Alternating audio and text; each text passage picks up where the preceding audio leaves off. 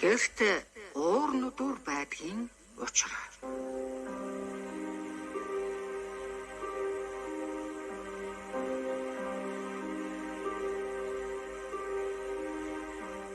Айлд уур нүдүр заавал байх ёстой гэдгээ.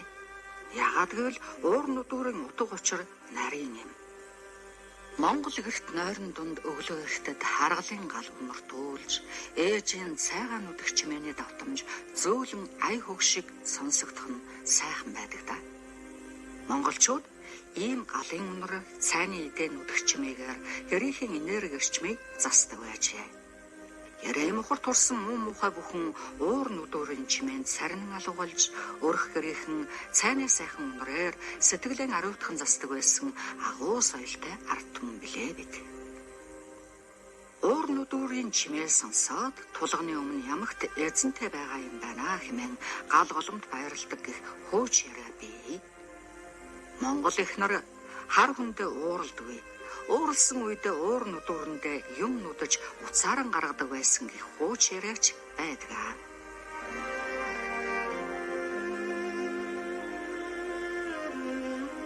Охин үрээ айлын бэр болж төрсөн гэрээсээ мордоход нь уур нүдүр бэлэглэн ирээдүйн амьдрал зам руу тэгшдэгдэг яс бий. Айлын бэр болсон охиноо ижийн хүргээд буцахдаа хормой дээр нь нүдүр тавьж орхидог.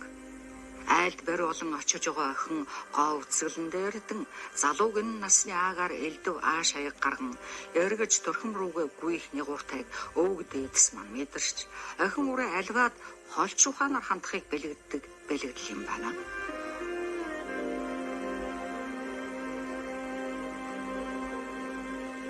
Монголчуудын нандин эд учраас уур нүдүртэй холбоотой 20 цээр элбэг байдаг. Уур нүдүр хоосон нүдэх холхиулах цээртэй буйна үгүйруулна. Уур нүдүрийг угсарч тавих цээртэй хэрүүл тэмцэл ирнэ гэдэг. Уурыг хөмөрч тавьдаггүй, гэрт орж ирэх олзыг хаадаг гэж үздэг. Уурыг гэрийн зүүнтэйд, нүдүрийг гэрийн баруунтайд салгаж тавьдаг яс зарим газар бий. Нүдүр дээр гიშгвэл аавынхаа толгой дээр гიშгсэнтэй адилаа гэж цээрлэнэ. Уур нүдүр дээр суухгүй, тавиланда цав сууна гэж үздэг. Хүүхдийг гэрт ганцаарнг нь орхивол дэрэгдэн нүдүр тавина.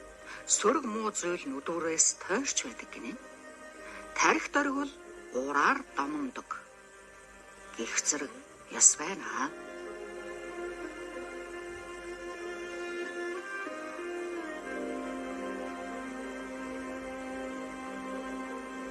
Монголчуудын маань уламжилт ахуйн соёлд уур нүдүр, арга бэлэг, аав ээжи, амьдрал тэмцлийг бэлэгддэг байснаас гадна уур нүдүртэй айлд хэрүүл тэмцэл гардаггүй гэж үздэг.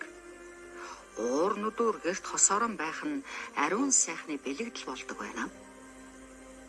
Эртнээс уур нь будлах, номготгох, ариусгах, сэрэх, дуулах, нэгтгэх, урин залах, хүмүүжүүлэх хэрэгсэл байсан байна. Уур нүдүрт хамгийн ариун эдэгийн хийж номготдог байсан болохоор гэрийг тэр чигт нь ариусгадаг билээ.